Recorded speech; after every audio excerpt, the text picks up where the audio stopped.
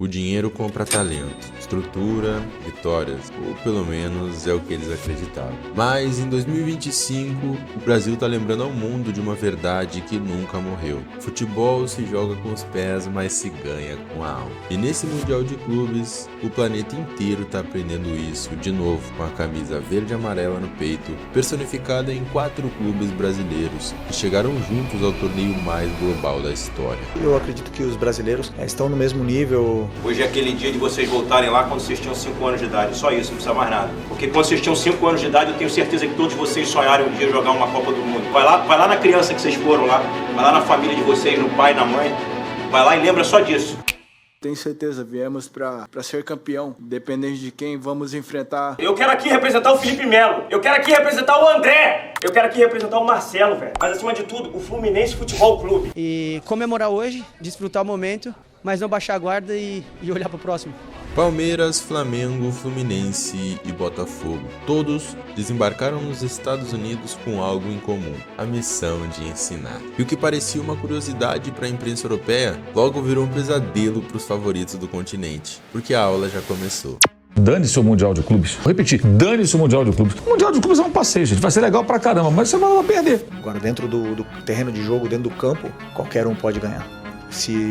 Com certeza também temos coisas que eles não fazem. Vitórias que os brasileiros e os sul-americanos vêm conquistando nesse Mundial contra times europeus muito fortes.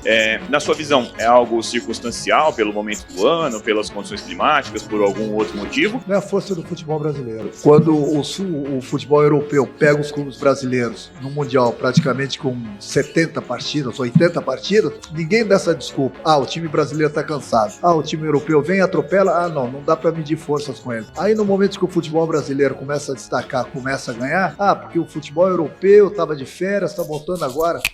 Botafogo contra PSG, e uma história que nem o roteirista mais louco se ousaria escrever. O PSG era o bicho papão, campeão da Champions, empilhando goleadas e craques. Time milionário, o ataque deles, 19 jogos seguidos marcando gols. Mas aí veio o Botafogo, sem nome de peso e sem estrelismo. O jogo foi uma guerra, cada desarme parecia final de Copa e cada contra-ataque era um punhal afiado. E bastou 2 toques na bola, Igor Jesus cirúrgico, 1-0 e o PSG no chão. Fim da sequência e fim da arrogância. Alguns jornais europeus diziam a maior zebra do torneio.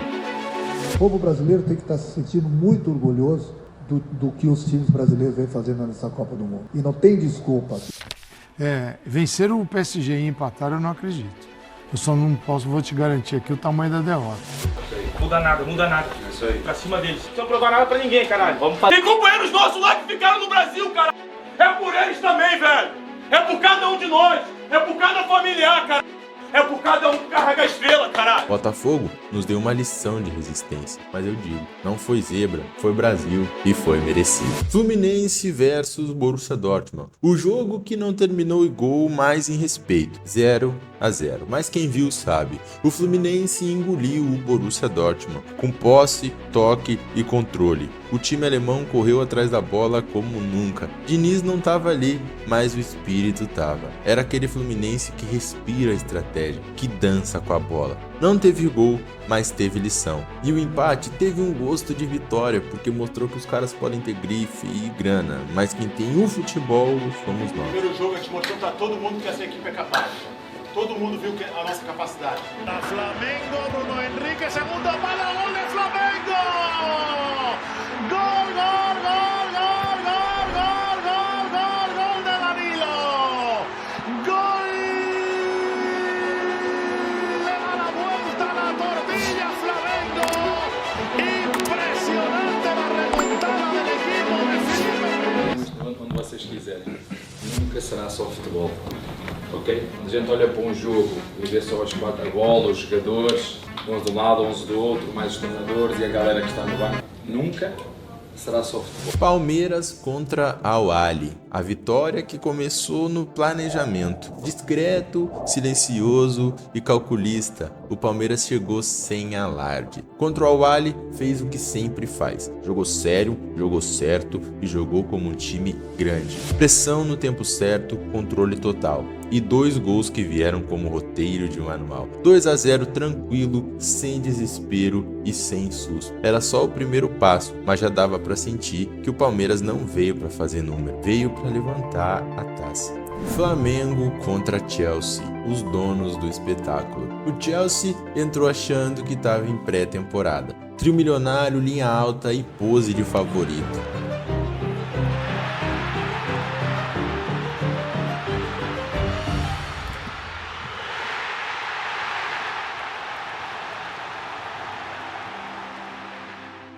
Le football n'est pas aussi avancé qu'en Europe. Donc c'est pour ça que les dernières Coupes du Monde, quand vous regardez, c'est toujours les Européens qui gagnent. Estavam até prometendo gol pro tio aqui que mora no Brasil. Saíram na frente 1-0 com um gol até que cedo, mas esqueceram uma coisa: a gente é brasileiro e no Brasil, clássico não se joga, se vence. O Flamengo colocou a bola no chão, começou a praticar o futebol e aí foi só pancada. Bruno Henrique, Danilo, Wallace, Cian, 3 gols em 6 minutos. E o Maracanã da Filadélfia veio abaixo.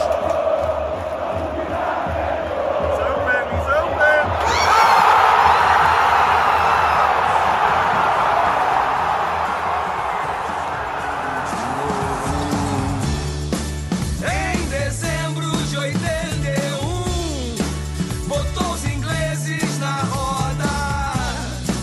3-0 no Histórico!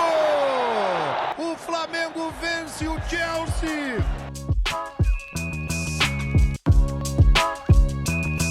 Agora o Chelsea conhece quem é o Flamengo. E de repente, todos os jornais europeus mudaram o tom. Dominante, forma forte, potencial para desafiar o domínio da Europa. Palavras que não se ouvia desde a era do Ronaldinho e do Kaká. A Europa, arrogante por décadas, agora observa, admite e teme. Não é a primeira vez que o Brasil surpreende o mundo, mas talvez seja a mais simbólica, porque agora o Brasil vence num cenário criado pela elite europeia, com regras feitas por eles, com calendário ajustado por eles, com estádio lotado também por eles. E mesmo assim, o futebol brasileiro se impõe, evolui e sem perder a raiz. Eles podem ter o dinheiro que for, mas nós ainda somos o futebol de rua. O Flamengo atropela as linhas inglesas, o Botafogo desmonta os blocos franceses, o Fluminense transforma toque de bola em poema e o Palmeiras cozinha jogo como ninguém. Olhando para o grupo, esquecendo a matemática, faltou muito futebol. Não dá para encarar Atlético de Madrid e não dá para encarar também o PSG jogando o que o Botafogo jogou hoje. Sinceramente, eu não sei por que a rapaziada fica surpresa com os brasileiros fazendo um bom trabalho no Mundial.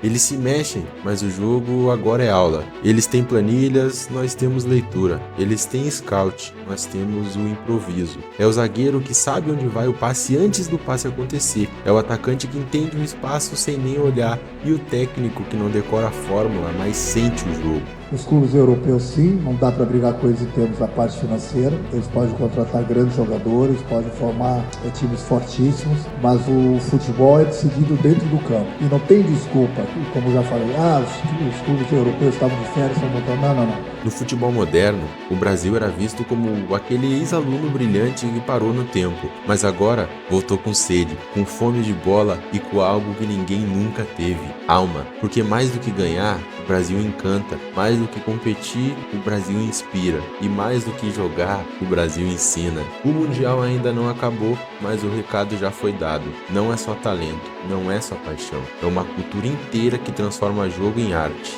treino em teatro e camisa em identidade. E agora, o mundo inteiro está aprendendo isso. Mas, gente, o Brasil.